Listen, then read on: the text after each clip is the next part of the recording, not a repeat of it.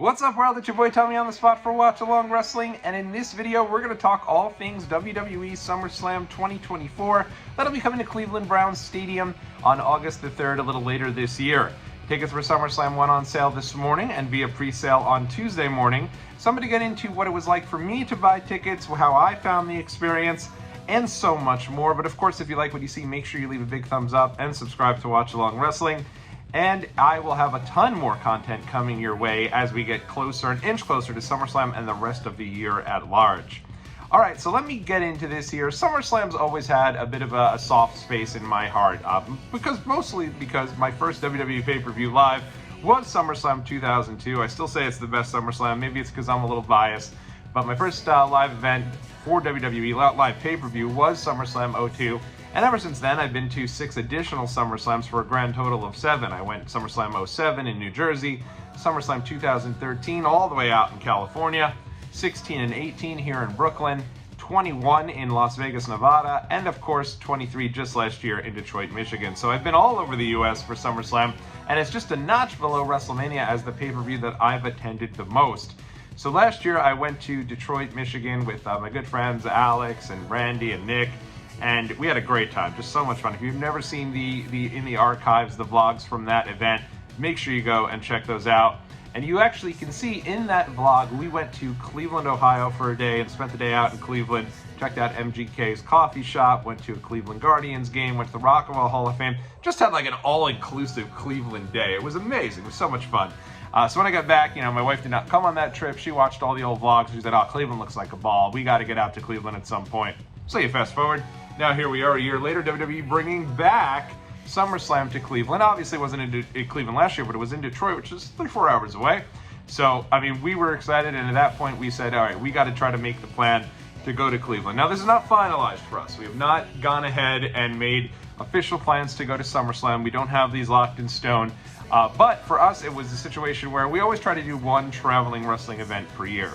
Obviously, with WrestleMania being in Philadelphia and us living in the New York City area, about 2.5-hour drive. No reason why that should have been the traveling event. And due to circumstances I haven't even gotten into yet here on the channel, I did not attend WrestleMania. So for us, it was all systems go, let's focus, move forward, and plan for SummerSlam. So, for me, one of the ways I've always gotten tickets for events has always been to wait.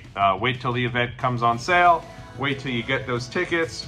You wait till week of, day of. You can normally find last-minute tickets that they release at a much more fair price even than they would normally put them out, because they're just looking for seat fillers at this point. So case in point, 2021 I went to SummerSlam in Las Vegas. We had VIP seats, literally one section off the floor, nice like cushion seats, beautiful area right there in Allegiant Stadium, and those tickets went on sale for $75. Now granted, part of the reason for that is because cases of COVID were soaring. A lot of people weren't traveling into events, and so they really needed to do what they could to try to get people to fill these seats. So that's why. You're not getting $75 VIP seats right off the floor to a normal event, but you could usually find them much more reasonable. Just last year, I went to WrestleMania over in SoFi Stadium, and we got similarly VIP section, 1 or 2 sections off the floor, and those were about $200 each. When you consider the fact that face value for tickets way up on top of that point due to third party and all that, we're over about $250. So it ended up working out great for us. But I've realized WWE is super hot right now. People are just doing whatever it takes to get to a WWE show. And I think case in point for me, the eye-opener was WrestleMania. I kind of, stuck to my way of doing it. And as WrestleMania came closer, and I took a peek, I knew I wasn't going to be going to the show regardless, but I took a peek at tickets, and they did not drop at all. Tickets sat there between $300 and $400 just the get-in price for that. It was like a Knicks playoff game. It was completely ridiculous. And you think about that, if you're taking a family of 4 and you're sitting all the way up in the nosebleeds, at that point it's almost like, what's the point? But if you're doing that, you're going to be paying $1,200 or $1,600 for 4 seats. So just insane. So in any event, when SummerSlam tickets went on sale, I figured I needed to get on there. I need to make sure I get 2 tickets. In the event that we do go, we have the tickets already, and boom, it's one less thing to worry about. If we can't go, unload them. It is what it is. So in any event, I decided my plan was actually to go on Thursday and go get tickets, but thankfully I was searching on the old X, looking on my mutuals accounts, and I noticed SummerSlam was trending. And when the reason for that is because tickets went on sale via pre-sale on Tuesday. I was able to quickly get a code, and away I went. About 9:30, 9:45, kind of just set the phone to the side and went to that queue. When I went to the queue, some 30,000 people were ahead of me online. 30,000 people. So I figured, that's a wash. 30,000 people trying to get tickets for SummerSlam. Absolutely insane. And yeah, I just, nope, wasn't happening for me. I just kind of just closed the app, and it was what it was. About 10:30, 10:45, I signed back in. Now there's about 18,000 people ahead of me on the line. I said, okay, I can at least wait this out, you know, get some stuff done while it sits there, and it is what it is. So I went and did that. It was actually kind of cool. It's the first time I've done this since WrestleMania 35. Mania 35, since it was at MetLife, and I had fake tickets to Mania 29, I figured I needed to get tickets ahead of time, right when they went on sale. So I waited in that queue for like 5 hours that morning.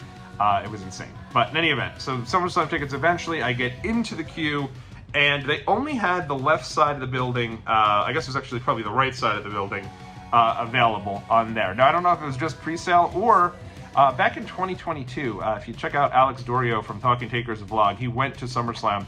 They only sold half the building. If you look at that, you'll never know if you watch the show. If you look at his vlog, literally the entire right side of that building has nobody sitting in it.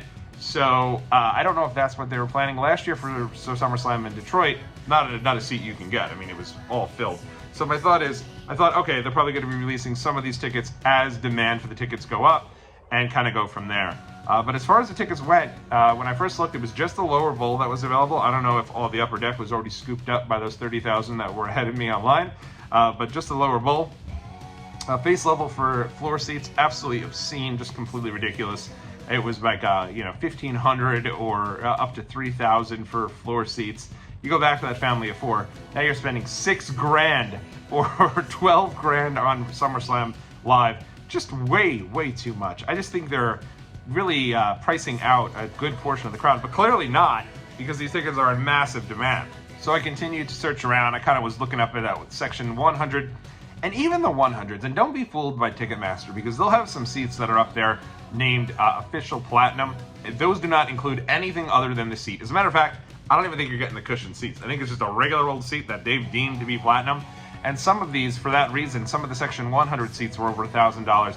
Even the Section 500 seats that I've seen available this morning, listed as Official Platinum, over $400 to sit right up there where you could be, you know, eye-to-eye, face-to-face with the guy who flies the helicopter in during the national anthem. I mean, it is completely ridiculous. I don't know what those Official Platinum deals are.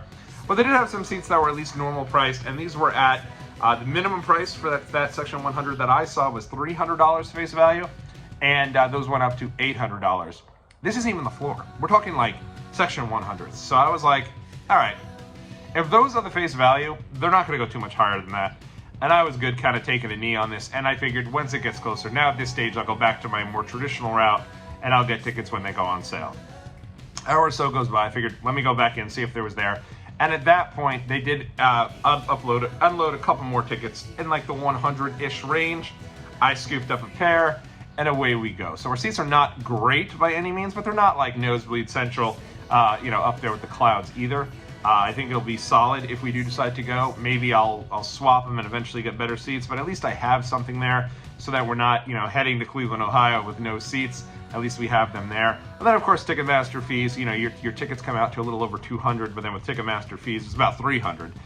So you always need to kind of take a look at that and go from there. So it is what it is. You know, WWE, I think one of the reasons why tickets are so much more expensive, and I think it was in that group with Nick, Randy, and Alex, that group I'm in, somebody made a great point in saying, you know, WWE is having so many international shows these days that when you are going to be having a show in the US now, suddenly it's a rare commodity to get a pay-per-view. You think about it, this year we got the Royal Rumble, WrestleMania, and we'll be having SummerSlam. And that's it in terms of announced PLEs for the United States. I do anticipate that Survivor Series will also be in the US, but other than that, you get 3 as opposed to normally getting over 12. The next 4 or 5 pay-per-views are all international events, and it's genius on WWE's part.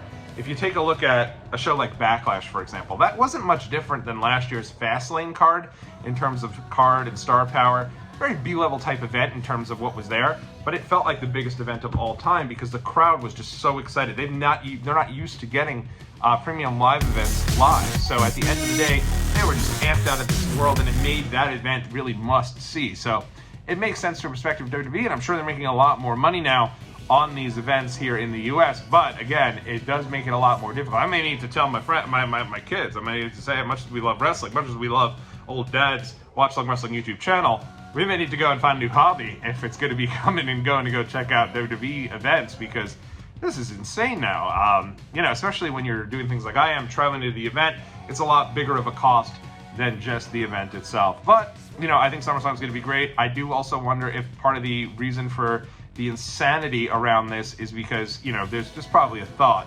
that they're going to pick up on this bloodline stuff around SummerSlam. Now, I will say, nobody's been advertised. There's no advertisement for The Rock. There's no advertisement for Roman Reigns. Only folks advertised are your usual, you got Cody Rhodes, Becky Lynch, Jade Cargill and Bianca Belair, Logan Paul, and I think even Miz and R-Truth were on the marquee in terms of the top names that are going to be there. So, kind of is what it is, but I think, there's a lot of excitement around it. They always put a lot into SummerSlam, and, you can also, if you want to, if that's not even enough for you, the tickets, you can also go for the VIP packages. Now, they used to have the travel vacation packages that were awesome. They were made by WWE, always added a variety of ins and outs to the packages. They've also included hotel stays in these packages, and it really was a nice idea. For me, it was always like, shoot for the stars. That's always what I wanted to do. And at some point, let's just get the package and just let WWE take care of all of it.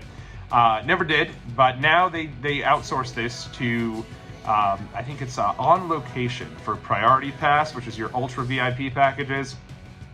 They're giving you a lot less than what they used to give you. Some of the stuff is very good, but the prices at this point are just astronomical. For example, I'll get into some of the different pieces there. So for the, I think they have different packages. They have like a silver package, and then they have gold, and then they have like elite, and then they have championship, and then they have a suite package. So for the silver package, you're getting, tickets up by the nosebleeds, and you're also getting an additional event. You get your own little entrance there, and you also will get something that is pretty cool, which I think comes from, I think it's you also get like a hospitality event with some WWE superstars outside of the venue. So who knows who that's going to be. My thought is probably like a Creed Brothers level type of tag team that you'll be meeting there, maybe like a Zoe Stark, someone like that who's on TV, but certainly not somebody who's a huge star or a legend or anything to that extent. And then you move into some of those higher tiered packages that I think start around $500-600, and you're going to get that hospitality in venue event ticket. That gives you a ticket way up on top. That's the silver package, but it also gets you into an in-venue hospitality event with Kane. So yeah, if you have your heart set on hanging out with Mayor Kane, the Big Red Machine himself, you can go ahead and do that. And they include like a souvenir SummerSlam plaque, different things to that extent. And if you want like a really good ticket down on the floor, they also do include a ringside photo, which is pretty cool. I can't even lie. I mean, is it thousands of dollars cool? I think like this package is literally starting around $10,000. I don't think anything is that cool, but at the end of the day, you're at least getting a ton of stuff for your bang for your buck. So if this is going to be like your one premium live event, it's local to your town, you're just going balls to the wall, that's the event for you. That's the package for you. I think that's the championship package. But then you also have a suite package where you can watch the event in a suite. It's called the Undertaker Suite Package. Tickets for this start at $6,500 per person. That's right, $6,500 per person. And you get to watch the event in a suite, unlimited food and drink. You get everything there. And then the Undertaker actually comes to the suite to spend a little time with you. You get a photo op with him. You get a photo op with the championship belt and an urn. Only a photo op with the championship belt and an urn. When I read it initially, I thought you'd be taking home a championship belt and an urn. Seems like it's only a photo op for a championship belt and an urn. But it is what it is. I think if you're at that point, if you just, you're at this point, you're going crazy, and, it is what it is. But, tickets pricey, but SummerSlam, a huge, high-demand event. I do not recall having this many people in a waiting room for a non-WrestleMania type event in a very, very long time. It's exciting. What an exciting time to be a fan of WWE. I hope that I do get an opportunity to be down there at SummerSlam. And once if I do, I will be back here, of course, with that preparation video, letting you know what my plans are during that week and so much more. But until then, everybody, if you're going to SummerSlam, let me know in the comment section. Let me know what you thought of the ticket buying experience, and we'll be right back here on Watch Along Wrestling with so much more. Until then, I'll catch you on the next video.